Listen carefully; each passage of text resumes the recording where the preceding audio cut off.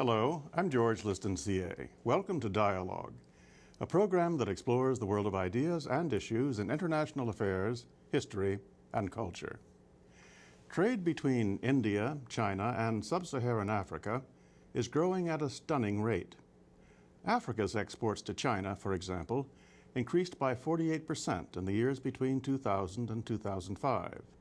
Now, this dwarfs African exports to the U.S. or European Union during the same period, and is an indicator of how the Indian Ocean is emerging as a principal corridor of economic growth in the first decade of the 21st century. The remarkable flowering of Indian and Chinese economic might now complements the strength of other Asian powers like Japan, South Korea, and Singapore. And given the disposition of political and cultural influence to flow from wealth, it's fair to ask if we now sit on the cusp of a major sea change in international relations, the dawn of the age of Asia. My guest is Martin Walker, director of the A.T. Kearny Global Business Policy Council. Martin, welcome back to Dialogue. Good to be back with you, George. It's always a pleasure to have you here, and we get to feature your article, which is in turn featured in the current edition of the Wilson Quarterly, which focuses on these developments in this brave new world, if you will, of China, India, Middle East, and Africa, which you very poetically have termed for us Chimea. Mm-hmm. And if Chimea is the term, and I like it a lot, it would seem to me that the Indian Ocean is its mare nostrum. So, first of all, Martin, just to give us a basis here, what accounts for this? I mean, what is accounts for the emergence of this kind of 21st century version of the economic triangle of world trade? Well, it's a kind of a modern equivalent of the old triangular trade that really generated the Atlantic economy in the 18th century. Remember, from Britain and from Portugal went out cheap Western products, right, which were sold to buy slaves in West Africa. The slaves were taken over to Caribbean and America, were sold, and from Caribbean and America came rum back to Europe, and so you had this triangular trade. The same kind of thing is now being generated around the Indian Ocean, and what you really have is a combination of the extraordinary skills and the markets, the demand of India and of China, plus the energy of the Middle East, the Gulf states, right, and their investment potential, plus Africa's new potential, as a source of raw materials, including oil, but other raw materials as well, copper and other metals, and also Africa's potential as a food exporting area. Now, right, this is something that's yet really got to happen, because Africa is still very much, I think, limping behind in many of these developments in food technology. But nonetheless, if you look at the way in which Africa has started to haul itself up by its own bootstraps, for the last 3 or 4 years, we've had 6-7% growth a year in sub-Saharan Africa. Right. And an awful lot of that is coming from Chinese demand, Indian demand, Arab capital coming in. For example, Dubai ports have just bought the port of Cape Town. This is right, yes. And so on. So what we're seeing is this self-generating regional hub of trade and of growth and of investment emerging. And for the first time, this is a South-South development. I want to talk about that South-South aspect of this in just a few moments, but let me go back, first of all, that very nice presentation of the original triangle of trade in the 18th, 19th century, and this one, and we certainly all know, you and I and everyone else, what that led to, the first go-round, the prosperity. What's the potential of this one? Is it that dynamic? Can this really be something more than just a good thing for the immediate partners? Well, I think it's already being an essential thing for China and for India, which desperately need the energy supplies, right, the raw materials. I think it's also terribly important for the oil-rich Arab states, the Gulf states, to find places where they can safely or profitably invest their money. After all, those who were investing their money in American hedge funds and investment banks have been taking a few hits lately. True. But there is a lot of money to be made in investments in Africa. The two fastest growing markets in the world for cell phones, for example, at the moment are India and sub-Saharan Africa. Right. Plus, on top of that, you've also got Africa's own realization that the West is not necessarily the only game in town. Yeah, now that's an interesting thing right there, and I'll use your language of making bets and hedging bets and all that kind of thing, and I'm wondering if the West missed a bet or was somewhat asleep at the switch? Because in reading your article, one of the first thoughts that occurred to me was China, India et al. Were wise enough to see this and to begin to make it happen. And I think of the way the West, particularly the United States, seems to be addressing sub-Saharan Africa. I mean, I speak as a lay person, but it seems to me that the power of trade as opposed to aid hasn't yet sunk in here so much. I mean, you still hear the millennial challenge. These things are all very good, but the potential of Africa as a major trading partner and developing itself through that doesn't seem to me so much an American notion. I think there are 3 points here. I think the first one is that you probably wouldn't get this capability of Africa to take advantage of the opportunity had it not been for some of the investments in public health, HIV, AIDS, and some of the basic humanitarian aid that's been delivered in the past.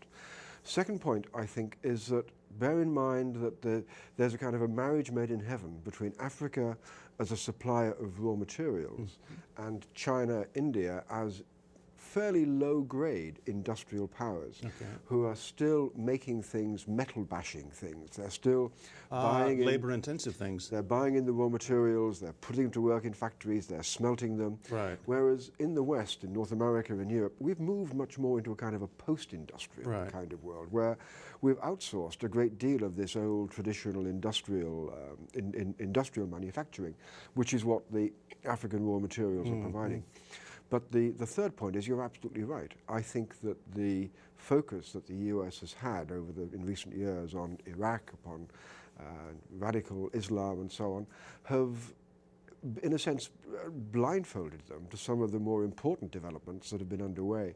And the US has not properly been focusing. And I think the US has not focused sufficiently upon the new security agenda in Asia. I think it's only belatedly been focusing upon the appearance of India as a major regional great power. And equally, I think the US has been very, very slow to understand the kind of dynamic now underway in Africa. Right. I went through for the last few months the kind of coverage you get in the leading American newspapers about Africa. Over 50% of it was about the riots in Kenya. Ah, yes, indeed. Yes.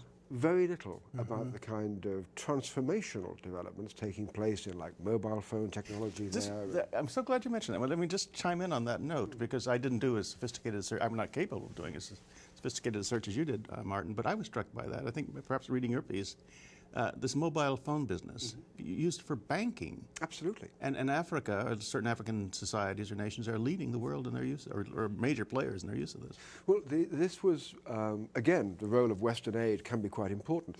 The British Department of Overseas Development funded Vodafone, which is one of these big cell phone operators, to develop this process of using cell phones as a bank. And what it's done is not just meant that farmers in their remote villages can now telephone to the markets and find out where they get the best price and therefore cut out middlemen. It also means that they can find out what the weather's going to be like. Are the roads down? Do they have to use other routes? But they can also get paid by the phone.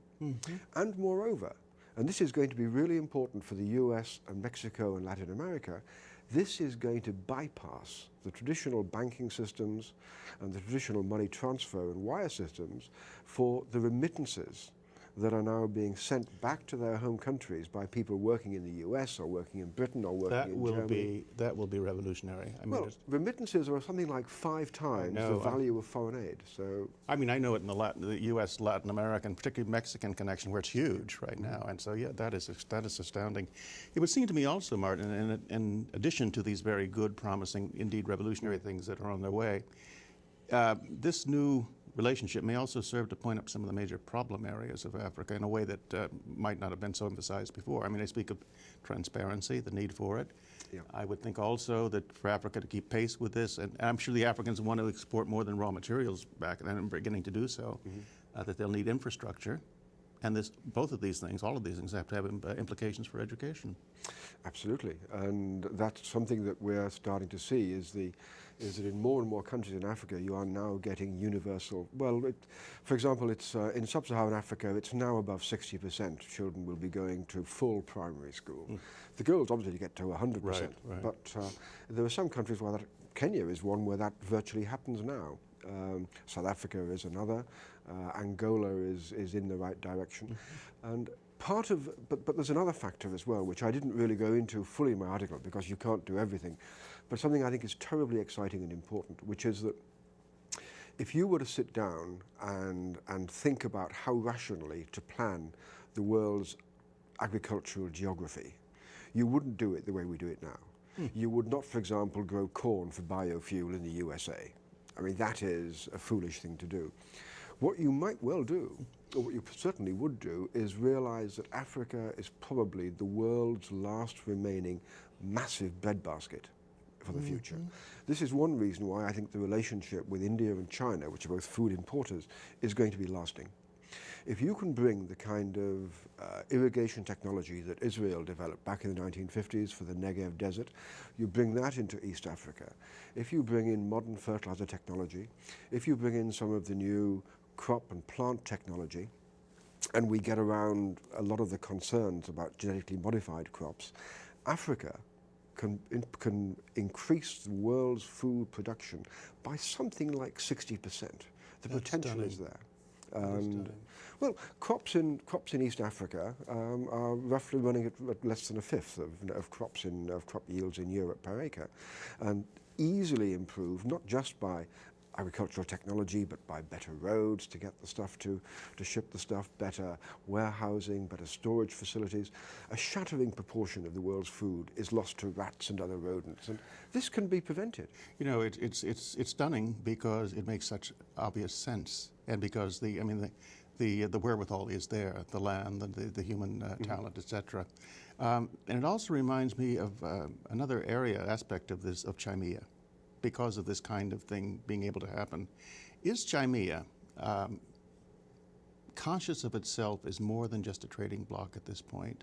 Do you see, for example, any sense of an agenda beyond that, an agenda for some degree of foreign policy expression as a group, or some kind of presence, if you will, in the world built upon this trade and its potential, particularly for things like massive food production for everyone? Well, there are areas where trade spills over into national security, and of course one of them is oil. Yeah, you're right. And where you see China putting up with a great deal of international criticism for its role in supporting a regime like Darfur, like Sudan, and with the Darfur horror and the Darfur genocide, in order to secure its own oil resources coming from Sudan, then you see the interplay between national security and trade. They're not, you can't stovepipe the two of them into separate categories.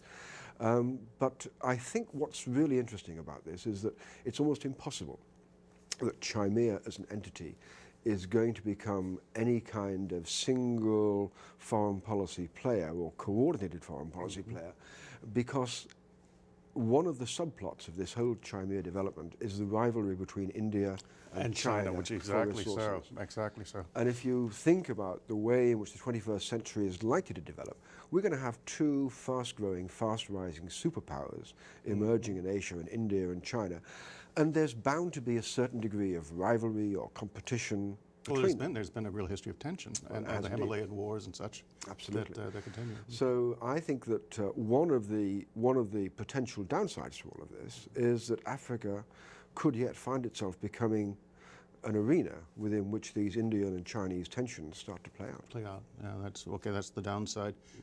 On the upside, for a moment, going back to the phrase you used earlier, I want to reintroduce South-South. What's the prospect of it involving countries like Brazil or Venezuela or the Latin American dimension to complete the picture? Well, I think that one of the really interesting features of this development of Chimea is that it is the first real symptom that we've had, or the first real evidence that we've had, that we're into a whole new phase of globalization. The first phase of globalization was in the 19th century, if you like, the British Empire, the steamship, the telegraph, and it was ended by the First World War of 1914 to 18. Second phase of globalization was essentially US and to a degree British-led, designed by Keynes and Harry Dexter White at Bretton Woods, the GATT, the General Agreement on Tariffs and Trade, to promote more and more free trade, the IMF, the World Bank, the International Standards Organization, and so on. These institutions which were deliberately trying to recreate world trade, to make sure we never went into a 1930s Great Depression again, and so on. Now, and this was fine, and it was a wonderful way of ensuring that the West won the Cold War, because we had the benefits of this growing world trade. And it was also a way to ensure that we in the West, Europe, North America, Japan to a degree, set the rules. Right, exactly. And it was so good an operation, such a wealth-generating development, this globalization, that China and India began to become beneficiaries of it and began to grow as well, just as South Korea and Taiwan and Singapore had done. And so I think I will already look back and say that the big world-changing event of 2001 did not take place on September the 11th. It took place on December the 11th, which was the day China joined the WTO, the World Trade Organization. Because that was the moment when the West lost control of globalization, when globalization became very, very much more a process in which the Chinese, the Indians, the other developing countries were realizing that with the one country, one vote rule in the World Trade Organization, the West could no longer dominate it. Yeah. At the same time, you began to get the rise in the oil price that meant that the Gulf state countries, the OPEC countries, Russia, were able to say, we've got the savings now. Yeah. They're generating $500 billion a year in revenues. They can come and bail out troubled Western banks. Right. We've got China sitting on $1.5 trillion of American financial securities and treasury bonds. We've seen a shift in the balance of power from the West, or if you like, from the North to the South, from the West to the East, and Chimea is one part of this new globalization third phase. If we recognize this new third phase, and we date it from December 11, 2001, and we say this is the world as it is and will be, and so forth, then what becomes the appropriate Western response to this, the U.S. and the European Union? I mean, how do you accommodate this? Do you challenge it? Do you accommodate it? What are the what's the clever policy to adopt? In one sense, we can lie back and enjoy it. Because it's a wonderful achievement, globalization. More people by the hundreds of million are coming out of poverty than ever before in human history. That's good. That you would emphasize, for example, in this American political season when it's taking such a hit, because it's also dislocating, obviously, old patterns, old jobs, old places, old... Change always does. Globalization in the very first phase dislocated things. The British industrial working class went through the Industrial Revolution, had a horrible time, but recovered. The transition that a lot of American workers have been going through in the last 30, 40 years as we've gone into the post-industrial society has depended a lot upon public policy. If you look at a city like Pittsburgh or a city like Birmingham, Alabama, you've seen cities that have learned to triumph, learned to do very, very well out of adjusting. Some have not, like Detroit, for example. Some have gone through very bad phases. But an awful lot of that is due to public policy that's been followed. But what the West, I think, has to realize is that there is an extraordinary opportunity ahead of us now. It's clear we're moving out of this period when the US has been the sole superpower and able to have a unipolar American moment. We're moving into a period where there'll be China, India, North America, Europe, perhaps Japan, perhaps Russia, perhaps Brazil, as major trading blocs, major powers, the main sources of influence in the world. And we're going to have to learn to live with that, and to learn to live by our wits within such an increasingly benign economic environment, and yet one that's going to be hideously challenged by climate change, environmental stress. Because one of the signs of this growth that we're seeing of prosperity in China and India is by the tens of millions new automobiles coming onto the road. Exactly. And how does the biosphere cope? Yeah, you know, the net result of that, and I agree with that, Martin, is it reminds me of Tom Stoppard's definition of happiness. The world shifts and we must shift with it. Soft power is a favorite expression of yours, and you've applied it to what America has been able to do in its perhaps now past imperial phase. But is there a soft power dimension to the rise of China and India in particular? I mean, these are millennial civilizations, and you're right, there's tension between them, and this may turn its own ugly direction. But as I said, millennial civilizations with a great deal going for them. Are they going to influence world culture as much as they are going to influence world economics? Oh, I hope so. I mean, In what ways then, if you do? well, I hope so because they're both terribly rich cultures with a great deal to offer us. I think one of the any student of English literature in the last 10, 20 years will know the extraordinary impact that's been made upon it by writers from India, from Pakistan, very true. People like Salman Rushdie and so on. I think equally anybody who's visited China and has seen that kind of energy and vigor of that society knows that this is a part of humanity whose contributions would be foolish to waste and not to embrace and not to use. So I think that the upsides here are wonderful if we're smart enough to take advantage of them. The difficulty that the West is going to have in all of this is to make sure that we carry on making trade and globalization into a win-win game rather than a zero-sum game. It's not going to, I think, weaken us that India and China are hauling themselves out of poverty. The question of culture is a different one, and this is where Africa is so important. When people talked about the end of history at the end of the Cold War, they were talking about the end of ideological battle, that Western liberal democracy, liberal capitalism had won. There is now a new alternative ideology, and that is state capitalism, authoritarian state capitalism as practiced by China. When China goes into Africa, it says, don't worry about these Western rules about good governance, about anti-corruption.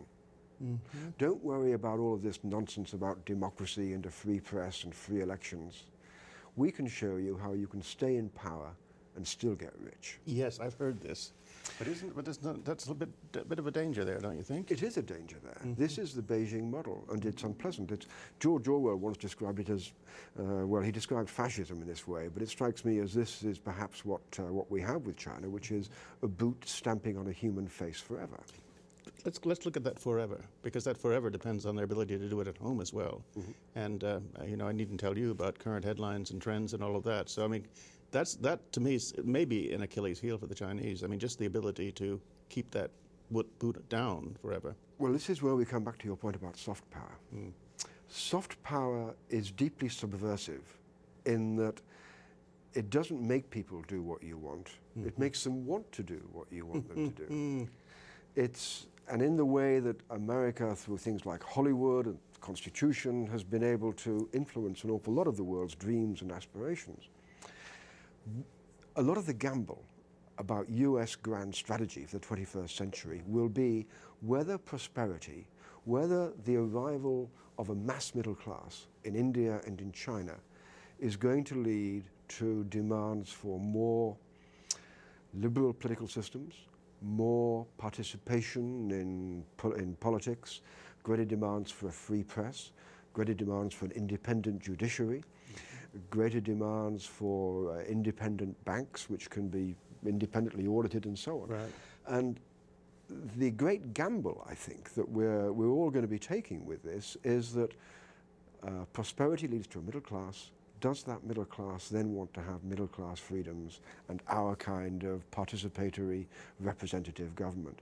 And that's already becoming an issue, not only in China, but in the Arab world as well, where whatever criticisms one wants to launch at President Bush for the Iraq war, he certainly kicked over a very unstable sandcastle and has generated or has pushed into the forefront a whole raft of these new ideas, these new subversive ideologies, which are having quite a strong effect throughout the Arab world. They're going to have to play out on their own strength and in terms of what those middle classes ultimately determine they really want. Just rich or rich plus rich and free. Well, the question is, are you going to be able to be sure that you'll stay rich if your banks are controlled by a government which is prepared to loot and pillage your savings?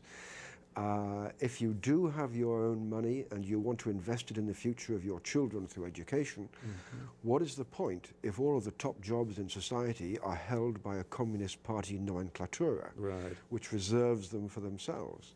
These are questions which I think the Chinese are going to have to be grappling with at the very time when they're also going to be grappling with what we know will be a demographic disaster that's looming ahead for China. You mean you're talking about Tibet, and that's... No, I'm talking about the fact that China is now the world's second fastest aging society after Japan.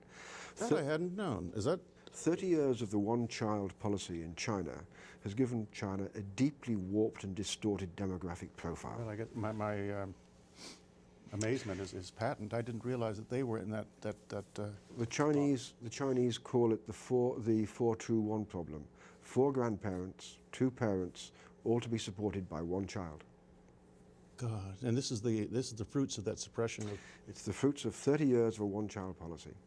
Plus, of course, that by mandating a one-child policy, there's been mass abortions of females. Roughly, it's about 130 boys are born in China now. For this I every had 100 heard girls. of, yeah. And this is a demographic nightmare that's looming for China. Wow.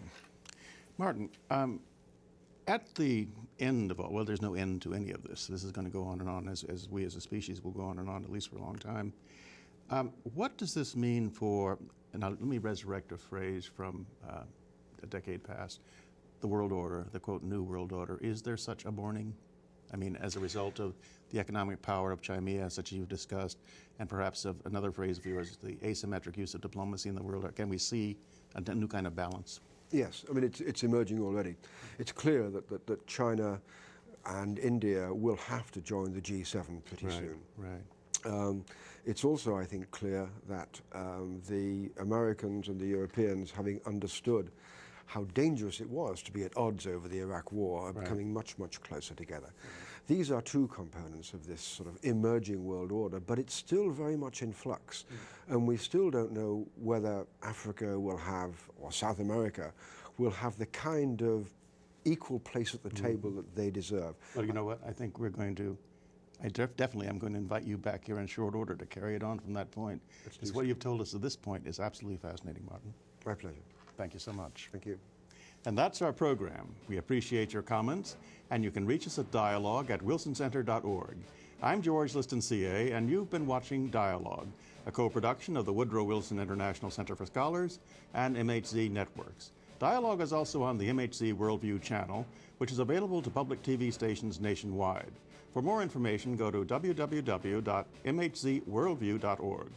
Please join us again right here next week, and thank you for watching this week. Martin Walker, thank you.